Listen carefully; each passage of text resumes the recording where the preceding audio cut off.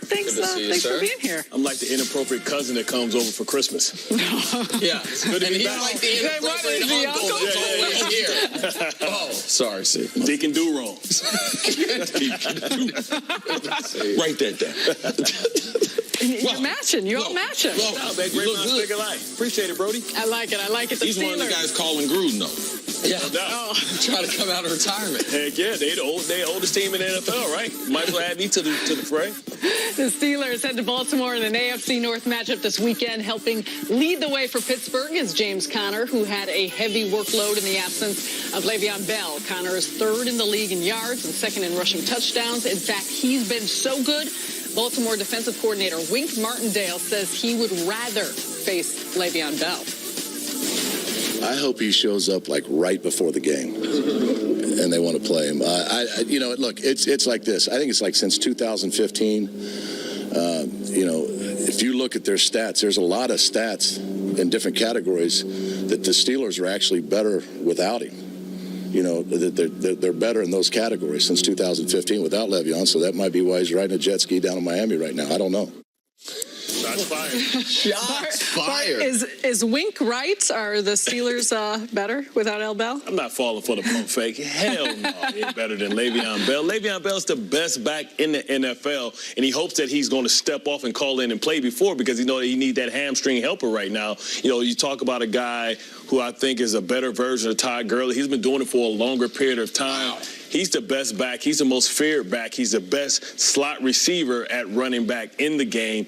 And, yeah, James Conner's is a nice story. But the Ravens shut him down, the last time they played. Le'Veon Bell has had success against the Ravens. And also, you don't really prepare for James Conner when you drop that eighth man in the box.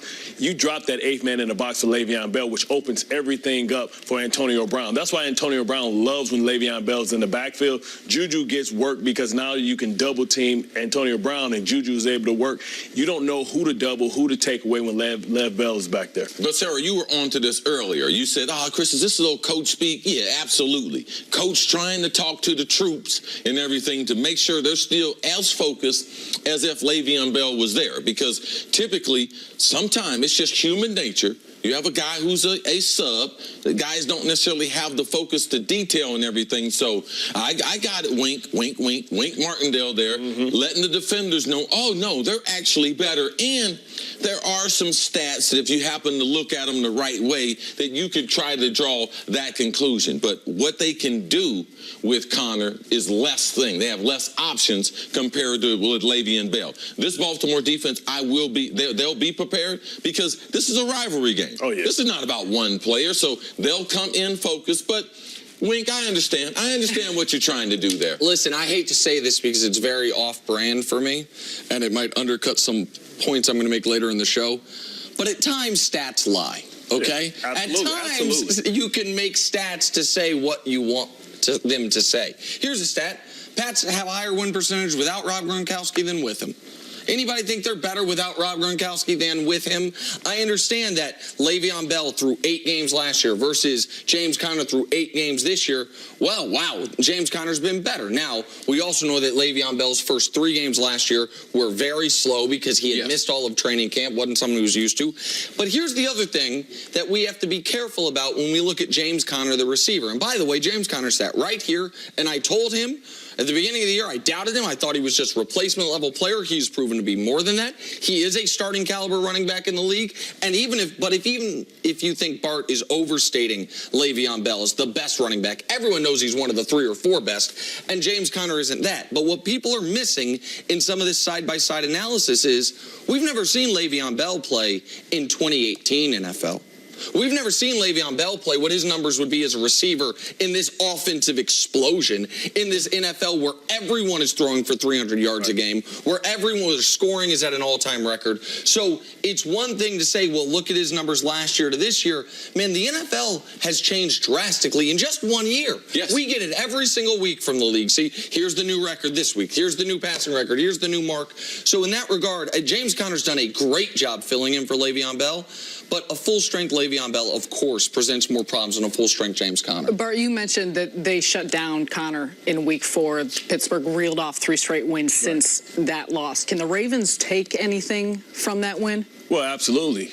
Brown went off on them to the tune, I believe, of over 100 yards receiving, 71-yard touchdown. He's Joe Flacco's deep threat. He opens everything up. You're not talking Antonio Brown. You're talking John Brown. John Brown. Yeah, I'm sorry, John Brown. Yes. John Brown, he's the guy that stretches the field. But also, I'm excited to see what Ty Montgomery, brings to the table, his explosive ability, because now that's their Tariq Hill right now. You talk about maybe putting Lamar Jackson in the backfield, doing some RPO, some speed options. Now that opens everything up as well. We've yet to really see Lamar Jackson throw the ball. The option pass is coming. All those gadgets are coming, and they've been setting those things up for weeks on top of weeks. But Montgomery is going to be a huge addition to them because he gives them an elite home run hitter. They give him a slot receiver, but also give him a home run running back. I wonder what number is he going to wear. I don't know yet what number he's going to wear to say I'm a receiver or a running back. But do you think obviously then he'll be active this week? I would think that you would be less certain of that. I like the way that Bart's looking at it. From a Wildcat standpoint, if Bart was a defender, what he wouldn't want to see, he wouldn't want to see Montgomery in the backfield. He wouldn't want to see the quarterback back there. No, that is something that I had not even looked at. And if I do put him in a Wildcat package, there's more of a chance him being effective in this game because it's a small package. Right. Because if you look at Lamar's package, it's small. Right. You could get him up to speed, Montgomery on that. That's really, really interesting. I'm going to have to write now. I'm going to have to write that one down. Because you think about the decoy. You think about the decoy. What's the big trend now? Everybody who has, either it's Kansas City or whether it's Chicago, they got the jet sweep, right? Yep. What it does, it creates pause for the defensive ends. So now it opens up your run game, and you're using him as a decoy because he has speed. So he's opened up the field. So now the Ravens have speed all over the place at every different level, which puts a lot of pressure on this Pittsburgh Steelers defense. Because what happens is, how does the Pittsburgh Steelers always lose to the Pats? Because they're able to spread them out because they're a linebacker-based system, and now you get your matchups. You get your linebackers against receivers, and that can't happen. And now the safeties aren't great as well, so now your offense is able to move down the field. 5 quarters ago, the Baltimore Ravens were maybe the surprise story of the NFL season. They were 4-2 with the #1 defense and a 10-point fourth-quarter lead on New Orleans. They blew that game. They then lost last week. Over the last 2 weeks, their defense, after the first 6 weeks of the year, allowing 13 points a game. Now they're allowing 30 points a game over the last 2 weeks. If Baltimore can't win this game at home, then all of a sudden it's like, oh, this is why we thought we needed to draft a new quarterback. This is why we didn't think we were going to contend for a divisional championship this year. The Pittsburgh, I believe, has turned their season around. From 1-2-1 to the 3 straight wins, I think Pittsburgh is back to being Pittsburgh. Baltimore's season is about to be fully turned around in the wrong direction if they can't win this home game against their rival. All right, Bart, we're going to make you stay right here. Coming up, can Aaron Rodgers take down Tom Brady in Foxborough? That's next on First Things First. This is a can't wait game. Got